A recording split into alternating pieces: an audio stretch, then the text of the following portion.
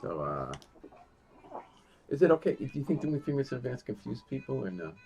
Huh? I just wonder if it confuses people, like if they start thinking, "Where's the show?" and then they don't stay on. Yeah, I would. I think you'd want to wait till the show starts. Yeah, if we could like do it a minute before. He just wants to make sure it's up and running. Okay. We're talking about the Facebook live stream, not the radio stream. Just our pictures. But yeah, can we just wait 1 minute? You don't want to. Okay, it's okay. I already started it. Okay, that's right. My thing is just that I have to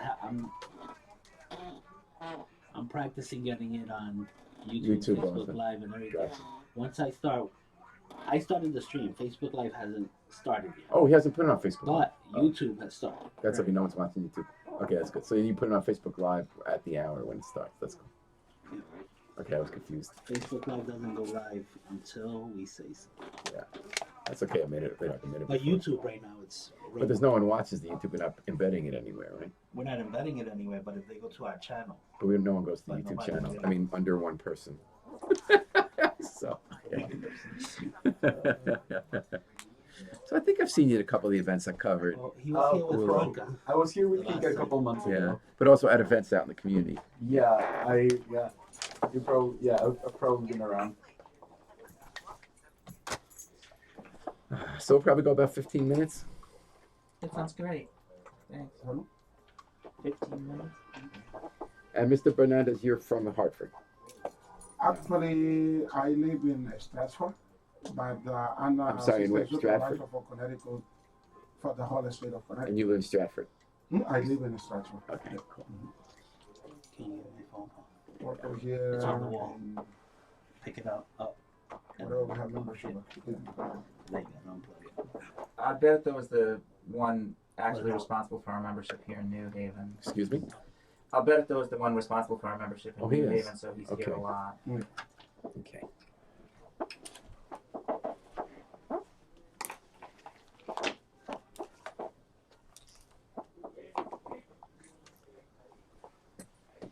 So why am I not seeing? Why am I not seeing this? Because this I need two. Hi, Okay. this is Okay, let's get the headphones on.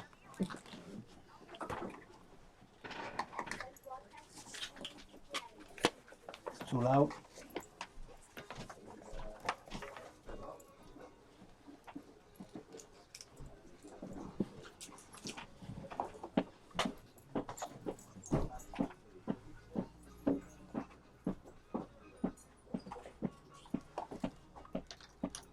There's George Baker and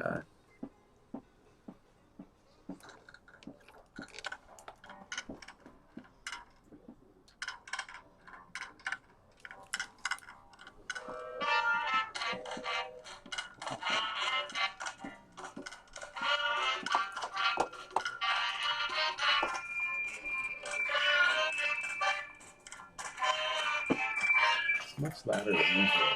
Much louder. Something's making really loud. That's in your headphone.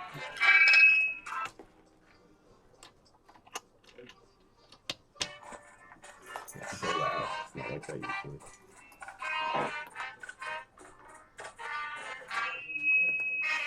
I can't have it on. Something's making it so loud.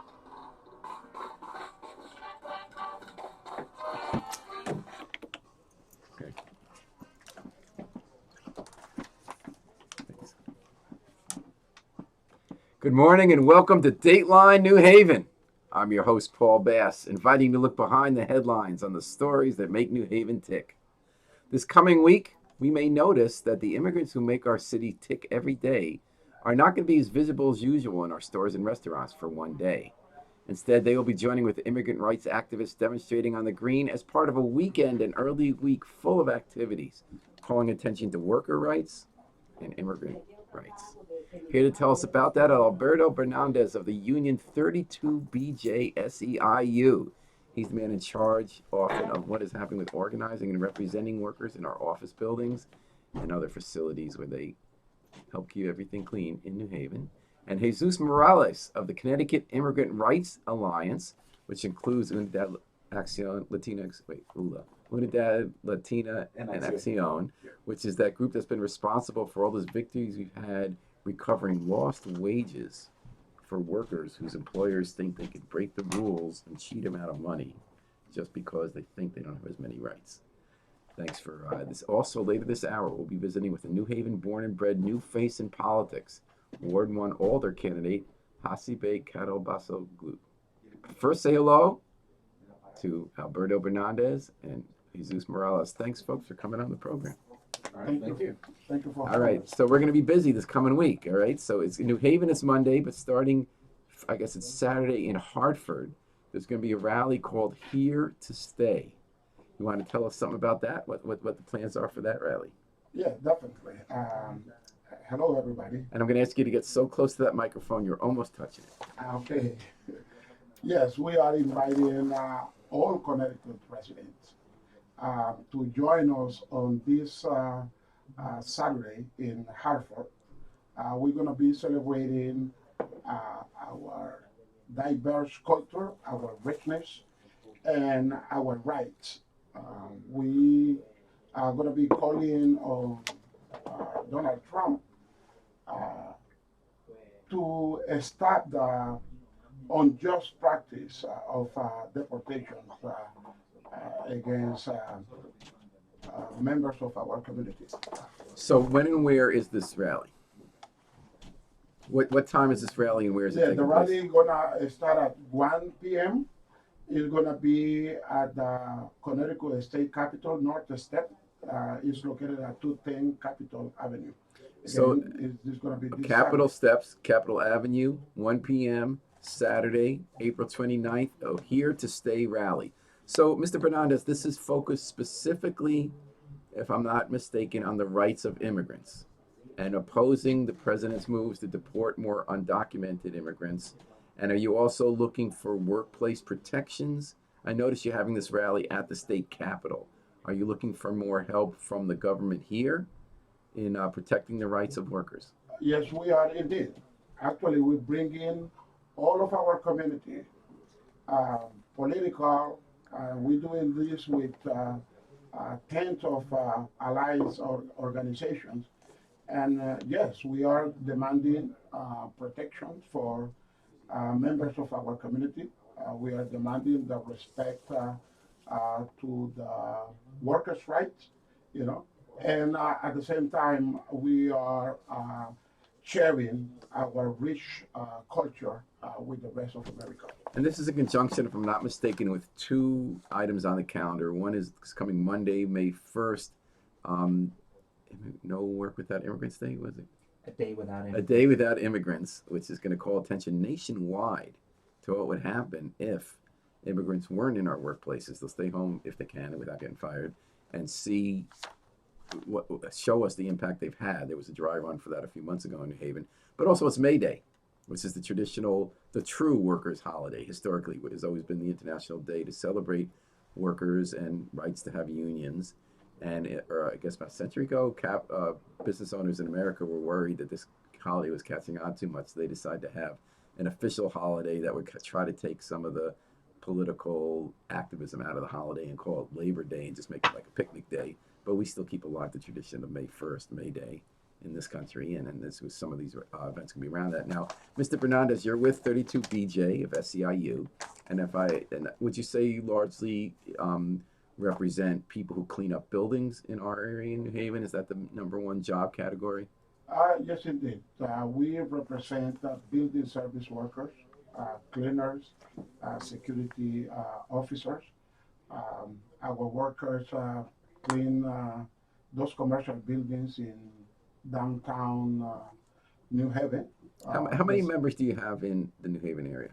In the New Haven area, we have around 600 members. And I think I saw you on the steps of City Hall a few months back when there was almost a strike, and you guys won a contract for your workers with the people who run most of the major buildings in downtown New Haven. Is that correct? Action that you see every 4 years. Every 4 years. As you know, we always have to fight for what we have. But people were concerned with the end of I think this was the end of the year in December. They were worried about the winter and after Christmas season not having jobs, and you were able to get a contract they were happy with and not have to strike during tough times. Yes, indeed, with the strength of our union, with the help of our friends, we were able to secure a good contract for our membership. What percentage, roughly, of your workers here are immigrants or undocumented immigrants? Immigrant workers, we know number certain, and the majority of our members are new immigrants. Um, but our union is diverse. As you Right, know, I know that, BJ. yeah, we clean the schools in New Haven. Um, but I would say 80% of our members are immigrants, And mostly Spanish speaking? mostly, yes. No, what? So is this a job of entry for immigrants in our community? You know, in over generations, people who come to America, there are certain jobs that are easier to get than others when they get here. Is this one main avenue for people to start getting established in this country to make a good living, to be able to support their family, get roots here? Actually, 32BJ fight for every job to be a good job. At least that's our intention, and that's the understanding of our members. So we organize, educate, and try to get improvement on every contract. As a matter of fact, we can say that 32BJ cleaners are, a fighting force for good in our community.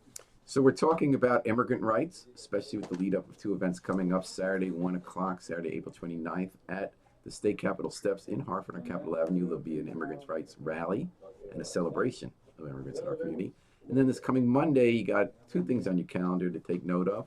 One is a day where immigrants across the country, though not everybody, is going to try to stay home from work to make a point of what our country would look like without immigrants doing the jobs we rely on, and a big May Day rally on the Green, right? And then one of the people helping make that happen is Jesus Morales of the Connecticut Immigrant Rights Alliance. Jesus, you live here in New Haven. Well, tell me about this Monday event. We've always had a May Day event in New Haven, and there's always a rally on the Green that has a theme of a whole bunch of progressive causes, definitely including workers' rights, since it's the history of this holiday is a workers' holiday, international workers' holiday, but a lot of other causes tied up. How did immigrant rights become a focus of this year's event? All right. Well, yeah. So basically, a lot of it has to do with the current political atmosphere that we're living with. The Trump administration basically having these very anti-immigrant agenda, these vicious attacks against immigrants and other communities. We decided to join a national call for a strike.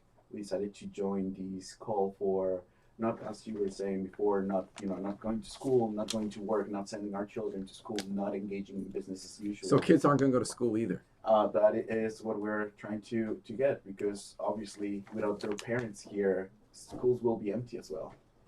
It's not just immigrants that are being affected by these policies, it's entire families, including the children. So what does a day without immigrant look like?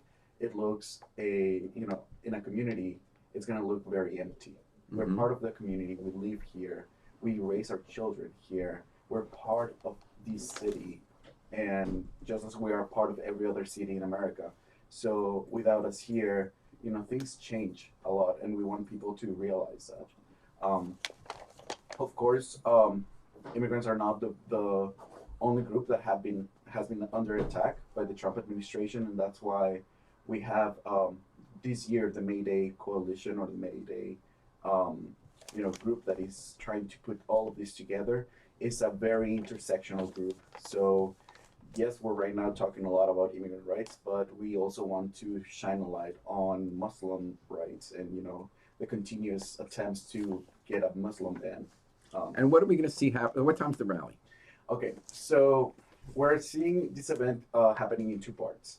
First, we're hoping to have kind of like a performance kind of thing, just a gathering where people, they can go, see people perform. They can have a few activities going on at the Green from noon until 5. And then around 5:30, we should be starting a march, starting from City Hall into Fairhaven. So, so at 5:30-ish, And then what?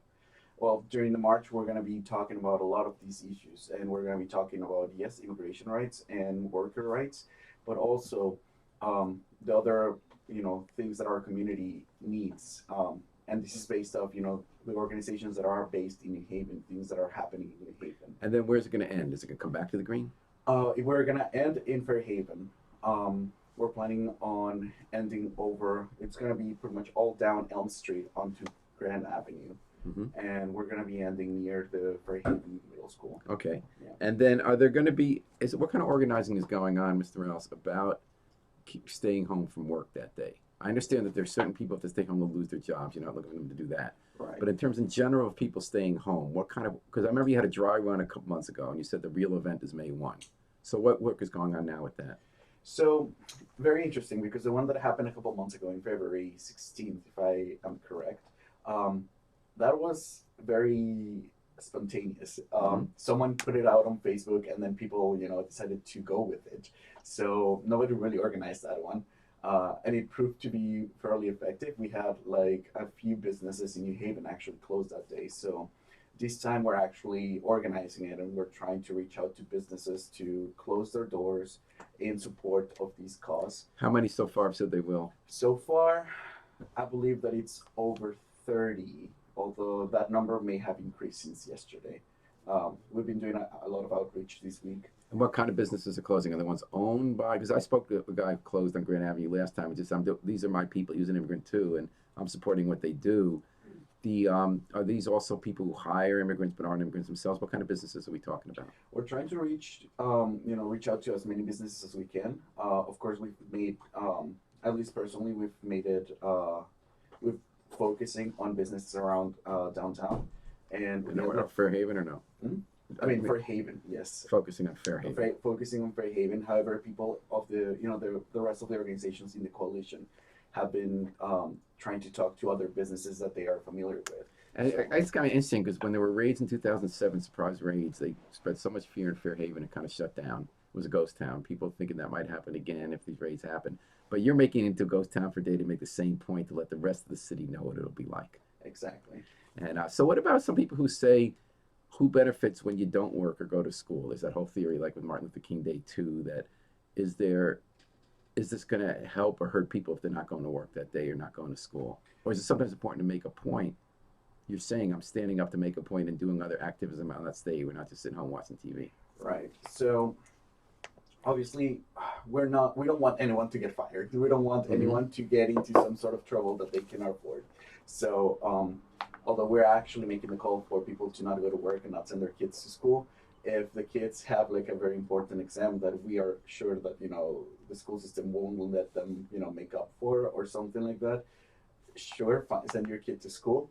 We don't want to permanently damage their academic record or in the workplace. If you think that if you don't go to work that day you can get fired, then also don't risk it. However, if you do have the possibility, go ahead, please do it by all means. And this is mostly because we need that visibility. We need to make sure that people understand that. And are there other ways of making you guys visible that day, or is it mostly through the 12 to 5:30 event and then the march? Will there be anything going on in the morning? Or in the morning we have nothing planned, and that's mostly because if you're not going to work, sure, at least take the day to sleep in a little bit. I know that I like to sleep in a little bit whenever I have the chance, but we decided to go to do 12 o'clock in the afternoon, just so that we can we have those activities planned, and then we have the morning to plan everything out, set it up, and then that can run into the rally, which is at 5 o'clock. Great, we're going to be there, and we're looking for 5 or 5:30. 5. They can get there to 5:30, but we run on Latino time, which is usually 15 minutes. How come everybody says that? Like, I'm Jewish. People talk about Jewish time. They talk about Communist Party time, other people's time. Everybody thinks they're the only one that has the time that things run late. I think human beings tend to run late. Yeah. Before we hang up here, Mr. Morales, how did you get involved with ULA and with this alliance of groups for community? Are you an immigrant yourself? I'm an immigrant. Where did you come from? I came from Mexico when I was almost 16 years old. And where in Mexico? It's a small city close to Mexico City. It's like one of the suburbs. And yeah, so I got involved last year after the disaster of DACA and DAPA. And that was deportations of children of Yeah, so basically, there was a case in the Supreme Court that would have allowed to expand DACA, which is a deferred action for childhood arrivals, and would have allowed DAPA to exist, which is the deferred action for parental Parents, yeah. arrivals. So, when the Supreme Court was unable to, reach a verdict, and sent the case back to the Fifth Court, in pretty much to die, we, Unidad Latina en Acción organized a huge rally along with Connecticut Immigrant Rights Alliance. They participated up in Hartford. A few people engaged in civil disobedience, and yeah, that was kind of like my first interaction with ULA. A few people approached me and they were like, "Hey, where are you from?" Well, Were you scared at all as an immigrant that if you take action against your government, you might have personal repercussions? I don't think of it as taking action against my government. I think of it as standing up and asking for the government to do what is right. And what could be more American?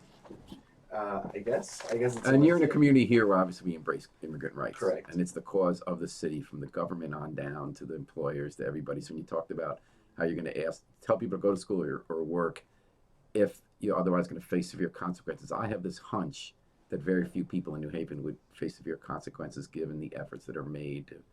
At least I'd like to believe. I don't know if it looks that way to you. It looks to me that in New Haven, unlike in many parts of the country and in the federal government, that we're really trying to say we support our immigrant community. We're all one community together, and we've always been stronger that way. Yeah, no, that's definitely been to a degree what I've been getting from people in this part of in Connecticut. So definitely we're hoping that a lot of people will turn out that day, and even obviously also the time wise you were asking before, 5 o'clock, that's where usually people that work in the morning they can come out. So even if they cannot miss work and attend the activities during the day, they can come to. And to be fair, you're talking about people sleeping in. A lot of people work in these restaurants the night shift and in factories, so it's not like that's time. That is true. And let me ask you before we leave, Mr. Bernandez, are you an immigrant too as well? Yes, I am. What country are you from? From Honduras. And when did you come here? I've been here since 1984. And when you worked for the union, did you first work in an office building yourself? Yes, indeed. I started working in a building in New York in 1986, and I've been a member of 32BJ since. So how did you go from being someone who cleans a building to someone who helps run a union that represents people, fights for people who work in buildings? That's one of the things that characterize 32BJ. We create opportunity in and out. We have upwardly mobile union. I started working at the union as a member activist, then as a brigader. What's a brigader? Brigader are union members that take time off from work to organize and to do other activities with the union. So that's what my start with the union in after. Before we close, I want to ask you, since Donald Trump's been elected, how has your work changed and your life changed as someone who organizes a union to represent largely immigrant workers? We have to be dealing with people fear, legitimate fear. What are they scared of? People are scared of not only of deportation for many members of our community, but also the political environment that has been generated by the rhetoric of President Donald Trump has bring fears out of people because it has also brought bad intention for people that will listen to him. Right? So the fear is real. We can see it every day. People are extremely concerned. But at least in New Haven, we're not giving in to fear. We won't give into fear in New Haven. That's why we are bringing our community together. That's what we are reinforcing what we are for. We are celebrating this time our culture, but we are giving the assurance to members of our community that we do have each other back. And we're going to demonstrate on that behalf and send that message this Saturday, April 29th at 1 p.m. on the steps of the state capitol with a rally with 32BJ and others. And then on Monday, we're going to have a day without immigrants, which of course is going to be full of a day with immigrants, but not showing up workplaces or schools to show what our community would be like. Starting at noon, there'll be a May Day rally. at which the Immigrant Rights Alliance is playing a key role. There's going to be performances all day, and then a march starting at either 5 or 5:30, depending what activist time zone you're on, from downtown, down Grand Avenue into Fairhaven. I would like to thank you, Alberto Bernandez of 32BJ SCIU, and Jesus Morales of the Connecticut Immigrant Rights Alliance for coming on Dateline New Haven today. Good luck with the events Monday. We'll help keep you informed at the New Haven Independent. We're going to take a break now, folks, for about 5 minutes.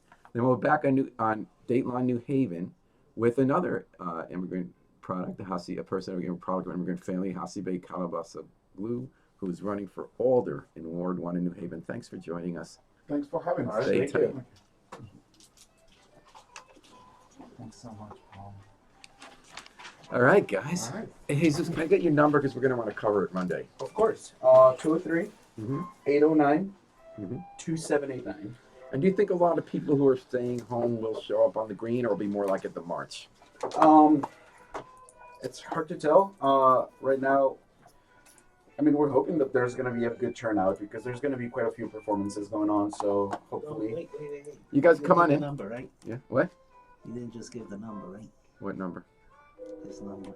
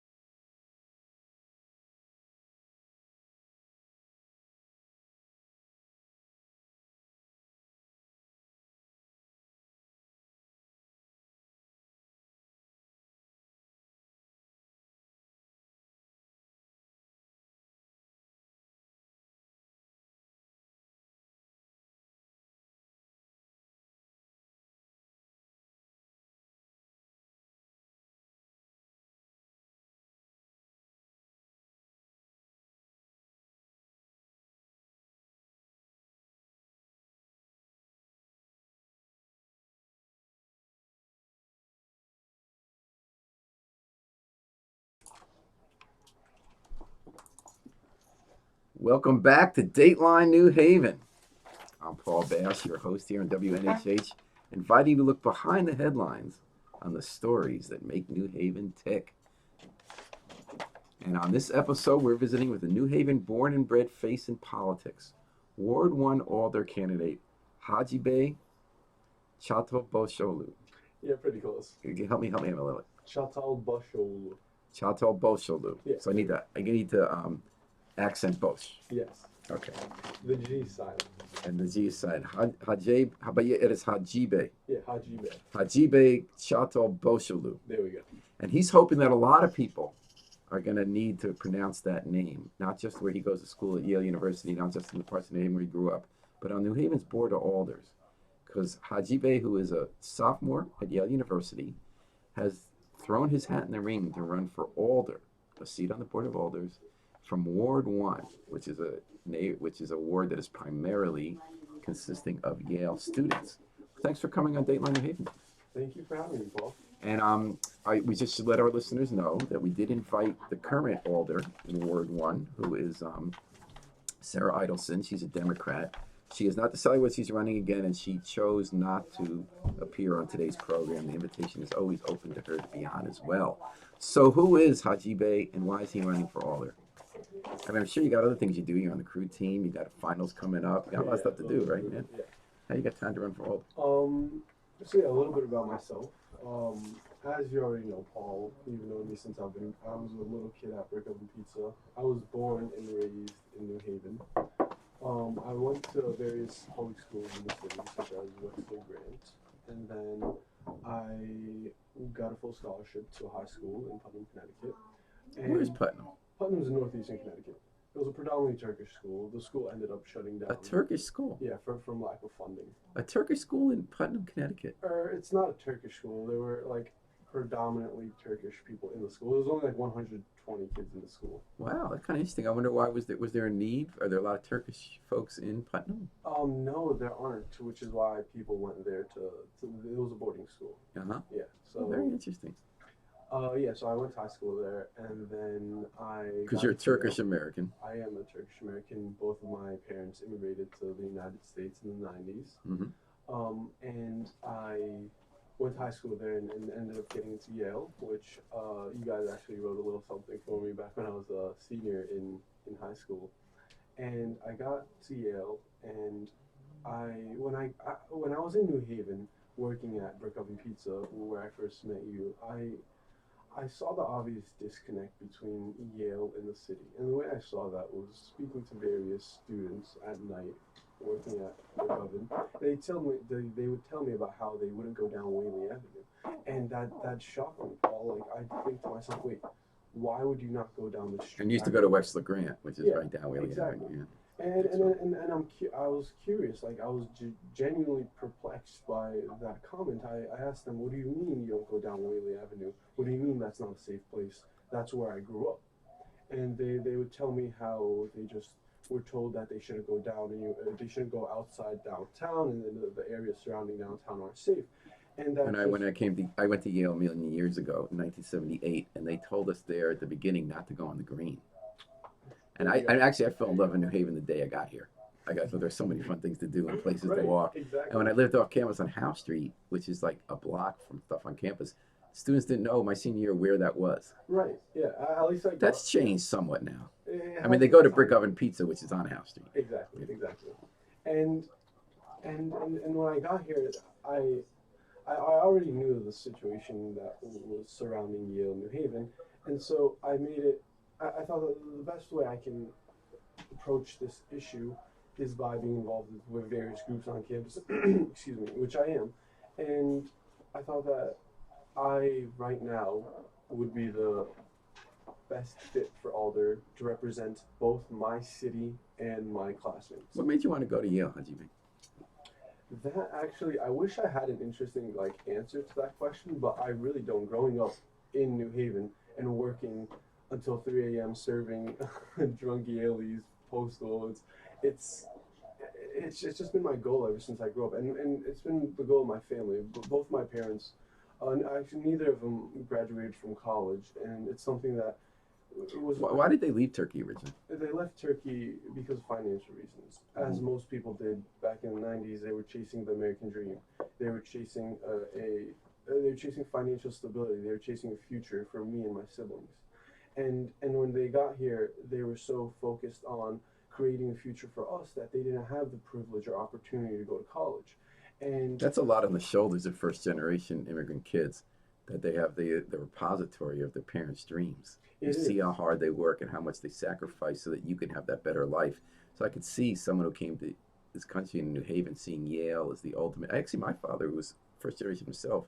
For him, it was this culmination of a dream that he heard from his father that one of his kids would go to Yale too. It's something I couldn't really understand about what this signified for them, is what it symbolized for them that their kid got into that school. What it is Paul, is it's my dad told me this when I was younger, when we would go back from Brick Oven in his pickup truck at 3 a.m. back to our house on George Street. He'd tell me, son, the reason why I want you to be successful and not to be a pizza man like me is because I didn't have these opportunities growing up, and I want to give you the future that I was not able to attain. That's funny because I would think of him as highly successful. I He's mean, got the pizza business now. He's renovating housing. I mean, he's a very, very hard worker. If you were on Wall Street and worked as hard as he does right now, trust me, he would. but still, to be a pizza, and I understand how that comes from the perspective of the immigrant who's working so hard and succeeding, but wants his kid to succeed more in the way America defines success. I would consider your father as successful as anyone I know. Yeah, he's definitely successful in my heart. He is, and for what he's been able to. Well, do you want to be a pizza man, or what do you want to be when you besides being an older? I haven't thought too far ahead right now. I just want to take care of the issues that are very pertinent in my family and my life. And you're listening to Dateline New Haven with Hajibe Chato Boshalu, who is running for Alder in Ward 1, which is largely a Yale ward. He's taking on, if she runs again, Democratic incumbent Sarah Idelson. And you're running as an independent. I am running as an independent. Tell me about why you're doing that. Well, I'm actually running as an unaffiliate, which is Right. That's the term of art, yeah. Yeah. So the reason why I'm running as an unaffiliate is because I think at the moment, especially with what's going on at the national level, a lot of people are caught up in identity politics, and they're caught up about like this person's a Democrat versus this person's a Republican, which at the city, like at the national level, you can argue about that for hours. But Actually, that's not what identity politics is. Identity politics is criticism of Democrats for looking at specific interest groups and saying that policy should be driven to the needs of, let's say, African Americans or Latinos or gays and lesbians, and the critique from people who don't like identity politics on the conservative side is that that doesn't help them or anybody else rather than you going for the greater good. And the argument for it on the side of the people who promote it is that given the history of discrimination, you need policies that are targeted towards specific groups. Yeah, maybe that might not have been the best choice. You're saying people are too stuck on political labels? Yes, Okay. that's what I meant to say. And I believe that's caused a lot of stagnation. And instead, by running as an affiliate, I'd be able to reach out to all different groups on campus, and everyone would feel included in the discussion about Yale and New Haven, which has not been the case so far because people have felt like they have no idea who their alder is, they have no idea who their mayor is, and that's because no one's been reaching out to these people, and it's going to be my goal to reach out to. So you want to be a bridge, town and gown. Tell me specifically about the state and town gown relationship, because I have a different view having watched it, since 1978. What is your view of the state of town gown relations and what the core of the challenge is? Well, you see, you look at cities like Cambridge, right, and then you compare them to cities like New Haven. Town and gown is a very real issue, but at the end of the day, it's about how well the gown can be integrated with the town. That sounds really cheesy, but No, I got it. Yeah. Our students can be part of our city. Exactly, and the problem is, do students want to be integrated into the city? And I believe that I would be able to be a liaison of sorts to the students at Yale University and for the city. How would you concretely do that as an alder? So the few things my biggest three policy issues that I'd work on is increasing resources for the youth in the city. I'd focus on small businesses, and thirdly, I'd focus on immigration. And I'd focus on the youth in the city because growing up in the city, going to Wexford Grant, I've seen the lack of attention, or at least during my time, the lack of attention that's been given to youth in the city. And I'd focus on small businesses because obviously. Let me stop you the first one, Jimmy. What would you do for the youth? So Sarah Ederson, who's the alder, has chaired the youth committee. Nancy number 2. She helped draw up a map or a website of stuff that kids can do. They've pushed the city to fund youth centers, most of which have stopped in the city. They've gotten a state grant to reopen the Q House, and they're working on the Escape, which is a drop-in center, as well as a teen homeless shelter. We haven't gotten there yet.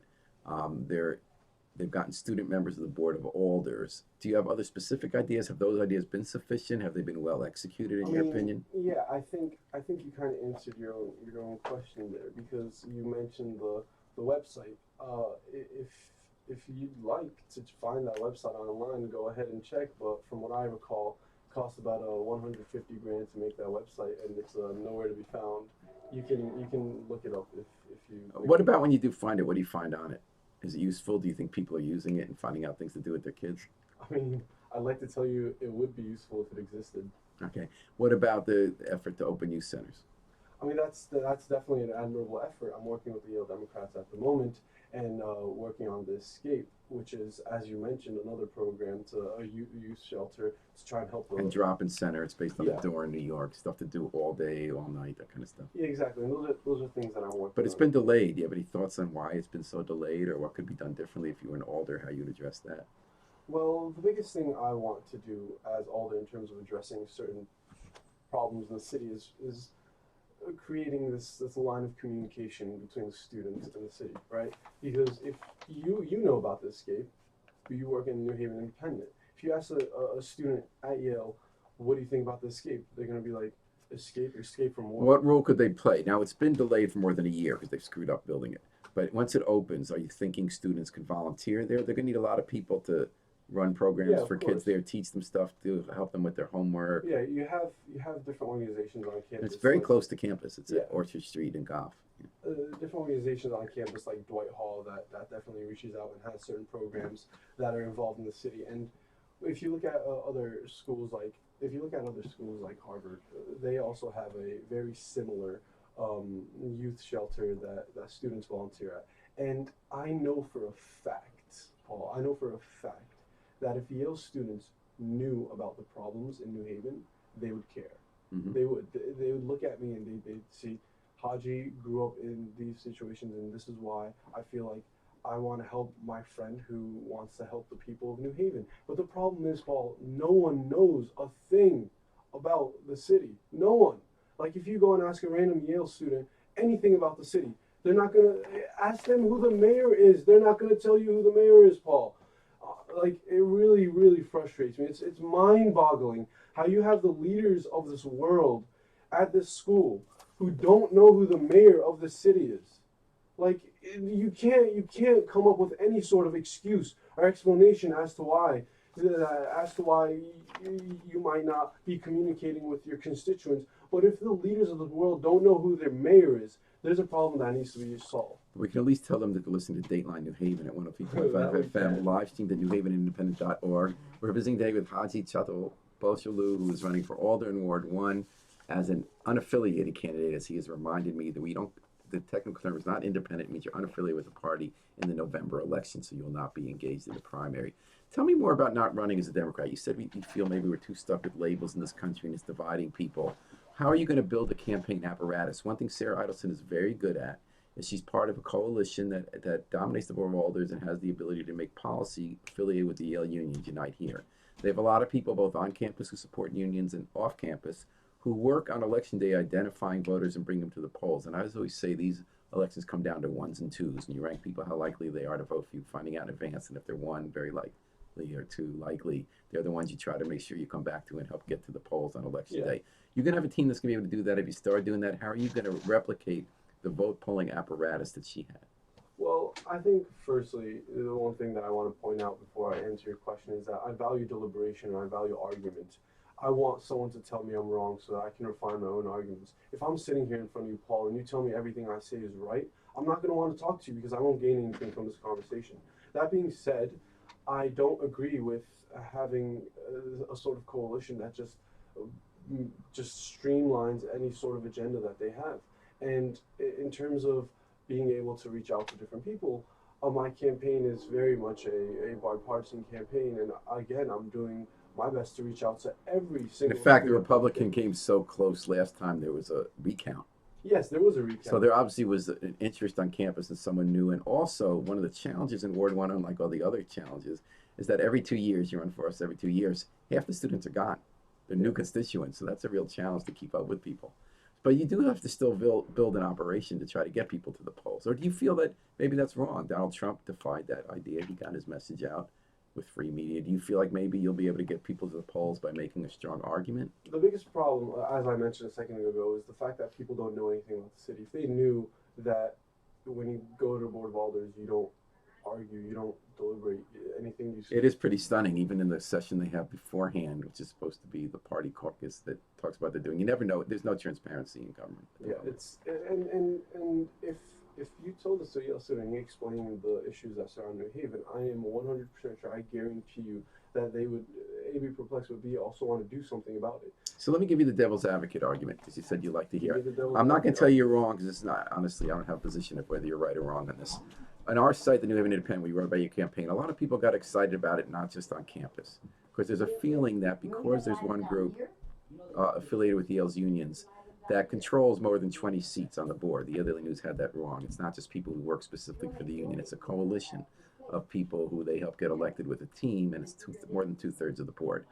Now, some people argue could argue that that's very good, that the idea in politics is you want to be able to have an agenda that's, if it's open, about what you want to accomplish, and be able to move legislation and convince enough people to support it that you have the votes to support it. And that for people who complain, like Tony Harp, when she has been against that coalition, she said she doesn't think that you should have fewer people involved in politics, that it's great if there are people in that group who have an agenda they want to push and they want to elect, but that what you need in politics is to have more groups, not fewer.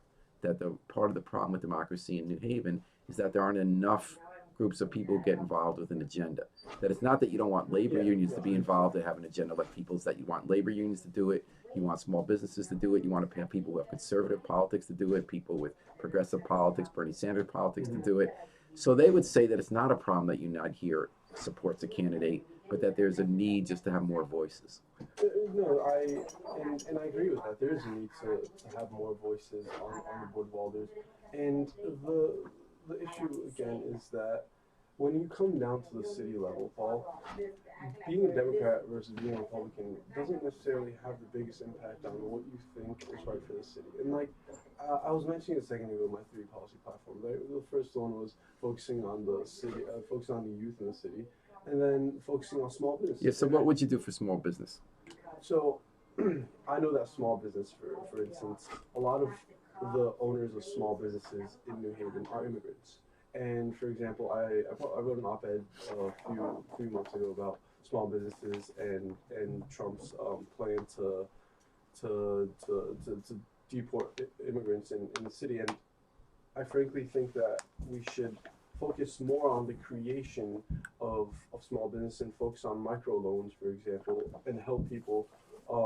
Microloans idea, I believe it started in India, if I'm not mistaken, Yes, it is. where you give just a very little bit of money to someone who doesn't have resources to start a business based on something they do well at a small scale, and they almost always get repaid and they create more jobs, and that's what they need to get started. There have been some second thoughts about it abroad because so much money got invested in it. How would you see a microloan system working in New Haven? Would you see it through government? Would you see it through an NCO and NGO and non-government organization? Well, I'm sure you've heard the saying, what was it? Give a man a fish, feed him for a day. You teach him how to fish, feed him for a lifetime.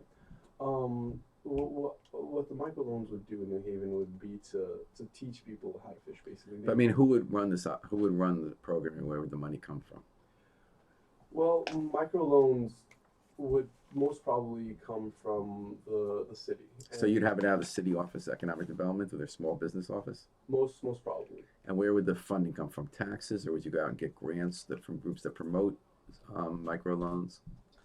A lot of those specific details are things that we would be hopefully deliberating with the Board of Alders if all goes well and we don't have a streamline of ideas and opinions that just are approved right and not wrong. And speaking of that, as I mentioned a minute ago, my second policy platform that I'd like to focus on is small businesses, and thirdly, which also have to do with small businesses, are immigrants. And as I mentioned, most small businesses, or a lot of them in New Haven, are owned by immigrants, such as Brick Oven Pizza, which everyone should totally stop by. Quick plug there. It is a great place. I love the new sign. Yeah, When the sign is sun great. goes down and it's dusk, and that sign goes up, it looks like an Edward Hopper painting to me. Yeah, it really is beautiful. helps pay for my tuition too. And immigration, yeah. So, as you already know, New Haven is a sanctuary city, and a lot of attention has been given to New Haven staying or not staying as a sanctuary city. And I've personally dealt with family members, uh, either currently dealing with immigration or in the past have been deported from Oh, really? the States. Yes, and that's something. This is my third policy platform. Is I think immigrants are essential to New Haven and the economic prosperity of the city, and I will make it my goal to have every immigrant in the city feel safe. So you support our being a sanctuary city, even if Jeff Sessions, the Attorney General, and Donald Trump take tens of millions of dollars away from the city as a result? That's the thing, Paul. I can support something even if people higher up don't agree with it. So you're for sanctuary city. Yes. And then, but it sounded to me like you're going beyond that, because New Haven's whole political culture supports the sanctuary city. It sounds like you're saying that a pro-immigrant policy would also look at the development of small businesses run by immigrants. Look at Brick Oven Pizza. How many people have Brick Oven employed in the last 10 years? How many? Hundreds. Did he need help from the government, or was there already? Well, we were lucky enough to not need help from the government, but I can't say that's the case for every small business or great in the city. You were saying microloans earlier is one program specifically you suggest to help all sorts of people start businesses. Yes, sir. What about barriers? In addition to help from government, does government have any barriers in the way that can be taken down to help immigrants start small businesses? Yeah, there are definitely barriers. One barrier is the threat of deportation, but I think focusing on specific barriers and policies doesn't necessarily get my message out to all listeners at the moment, because I feel like at the end of the day, my campaign is more about what people want. Like my goal is to get people involved. I don't want necessarily to have them lost in the details and nitty gritty of things. Well, you can obviously check out my website, haji4ward1.com, where you can learn more about the policies. But at the moment, I want to focus more on the general. On the vision, okay. And you're doing that on Dateline New Haven and WNHH Radio, your home for community radio at 103.5 FM, live streamed at newhavenindependent.org. You're listening to Haji Chado Boshalu, who is a candidate for Ward 1 Alder. And we have a question in here. Oh, this is interesting. From Cameron Kaufman. Says, does Haji have any comment on the efficiency of the Yale Station post office, which is our post office now too? They closed the one downtown, and every time you Yaleys have to do all these packages, we have to wait an hour to go do our post office work. So thanks a lot, guys. That's a great question, Cameron. With the post office, I have definitely had to deal with in the past, and that's definitely. Although I have to say, I like the people who work there. They're very nice. Oh yeah, 100%. We're not dumping on workers. Yeah, no, I do believe that. And that's something that, to be honest, if Yale students really put their mind to, could make a change. Just because that post office is primarily serves Yale students, and now I'm assuming after the one you mentioned, The downtown post office was closed, so that is all right. People don't even know that. Right, and People don't know that. Where are you going to go to a post office downtown if you have to drive all the way to Westville or go past a lot of psychic barriers to Brewery Street? Yeah. And I think this is a very pertinent issue, Cameron. Thank you for your question. It's actually a town gown issue now that I think about it.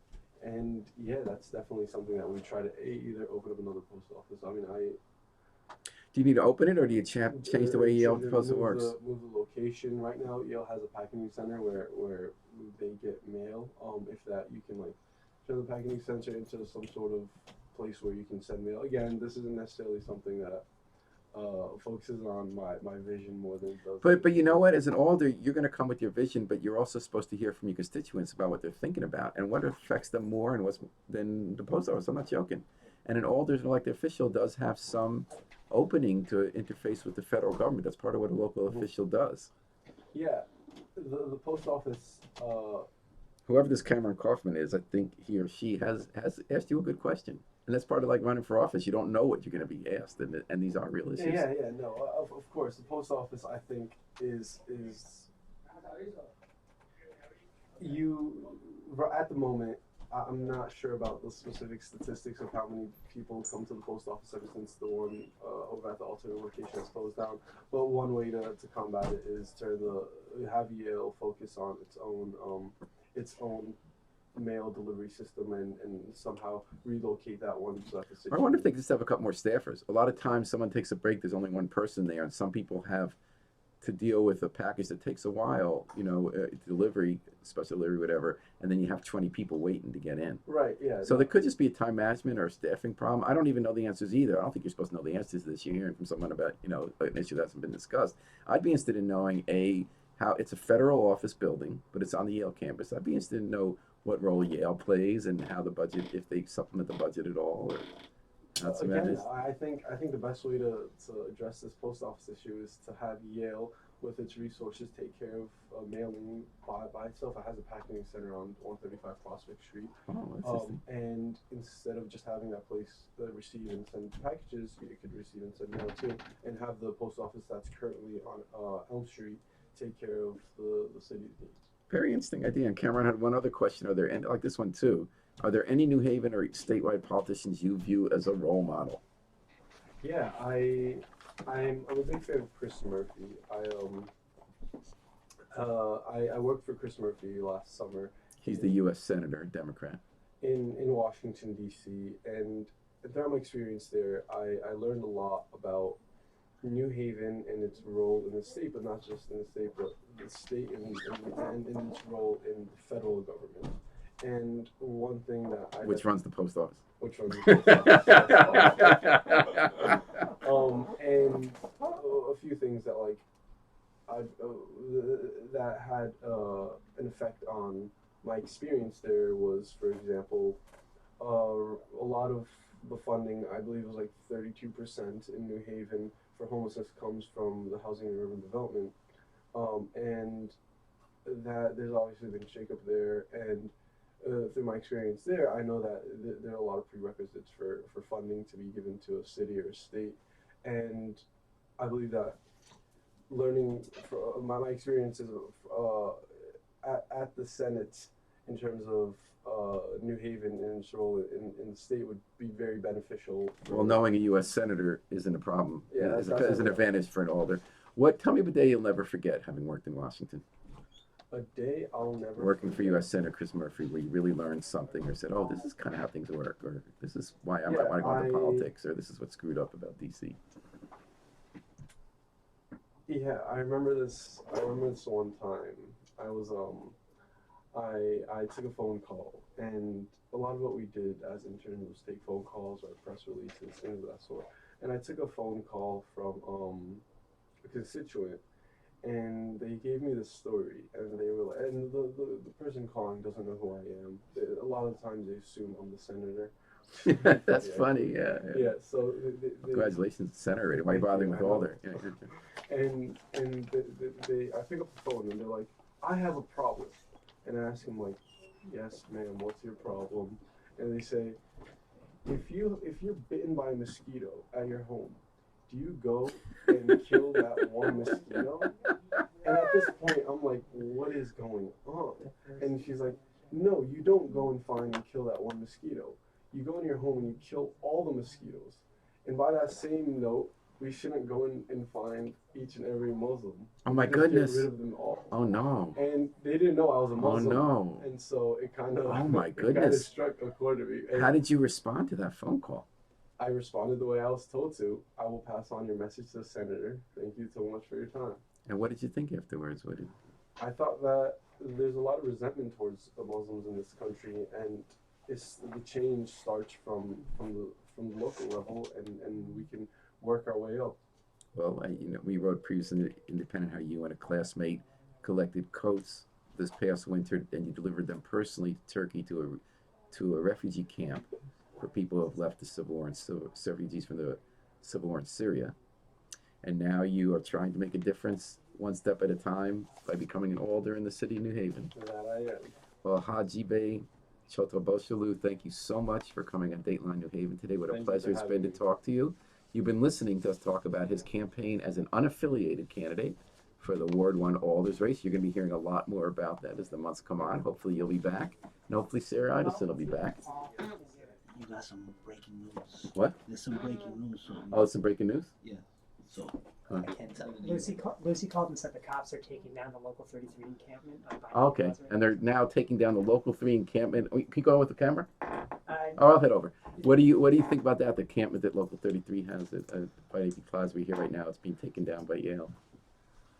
I'm a fan of labor unions, and I think the right to unionize is definitely something that it should be a right for everyone. And I just don't know if I necessarily agree with a hunger strike where you like swap out when you don't feel comfortable. The methods by which this is being approached, I'm not sure I completely agree with. But that being said, labor unions are great. All right, and it was great to talk to you today. We're going to take it out with the Afro-Semitic Experience, performing I Wish I Knew How It'd Feel to Be Free, from the group CD A Plea for Peace. Now we know what it's like to be free. We just got to remember to book our flight. Book your flight with us all day and all night long here at WNHH, New Haven's home for community radio. Sounds interesting. Breaking news, wow. So that's how breaking news happens. Hey, that's great, guys. Thank you. Yeah, That was so much. terrific. Come on back. That was really fun. Tom, is Lucy there? So Lucy's running down from foot school, but she said that she's still about a 20 minutes. Tell her to stay at foot school. I'll get there quicker. Tell her Okay. not to leave foot Would you school. rather Alan or me? Nope, I can head over. Yeah. Tell her to stay at foot school. Okay.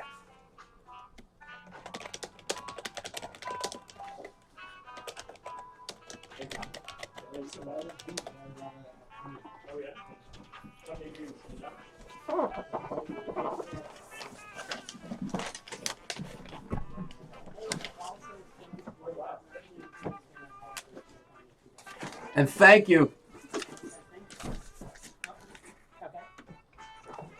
We had a lot of activity. Oh, yeah? Yeah, so Can you finish bouncing for me? Wait, hold on. Here, could you talk to Paul? Oh, Lucy was in shower. Hey, Lucy. Good job. Hey, what's up? What's going on?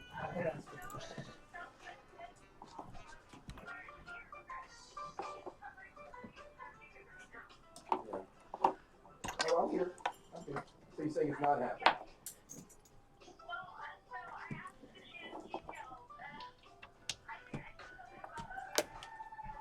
Anyway, I'm gonna go. I'm heading over. I'm heading over. That's right.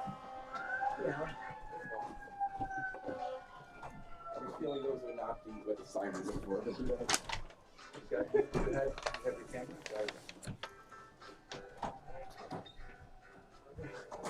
There it is.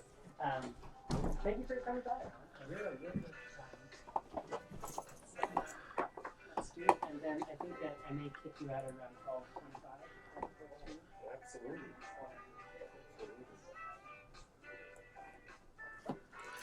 And Harry, just to let you know, so Alan's going to be on for the first 25 minutes, and then I have another guest coming in, and also someone calling in at around 12:25. So I'm just going to plug my phone in to the cord around then, if that works for you. yeah, and the CD3, the cord is wrapped around there. Okay. And I'll just turn on CD3. You gotta try to be wrapped up by 52. I mean, actually Okay. wrapped up. Actually, out of here by Yeah, because I have to Alyssa's show, and we're going on maybe 7 minutes late every day, every Yeah. time. You know, Okay. I'm sorry about that. Thanks No for that. Okay. Okay, what was Paul doing here?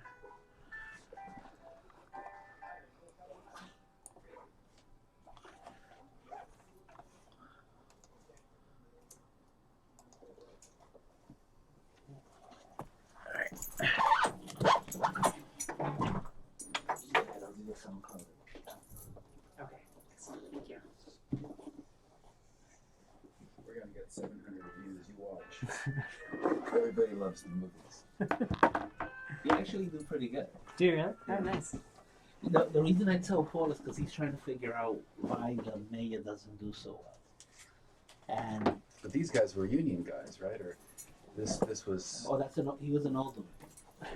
He's running for Alder. The Yeah, guy, for Alder. Ozzy, he's running in Ward 1 against Sarah Adelson. He's the son of the Brick Oven Pizza guy. That's a big story. Yeah. It's all the And Yale the thing is, kids he are had this. Can I not Almost save twice this? as Have you already much. exported the... Yeah, already. Excellent.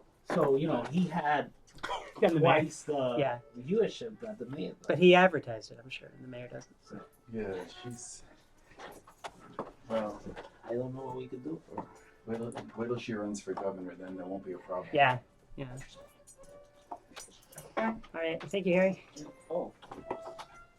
Do you not need Facebook Live tonight? Oh, yeah. I mean, if you're up for setting it up.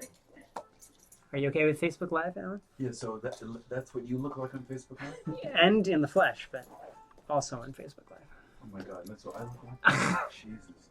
How about you? Sort of, can you black out 1.5 of it? Okay, and where did you say the CD3 cord was? Was it center cable? Right. Oh. There's drag over here. Aha. Okay. So I will just plug that in and hope for the best. Well, you really got this place looking great. Yeah. Shame to have to use it. Clean all the time.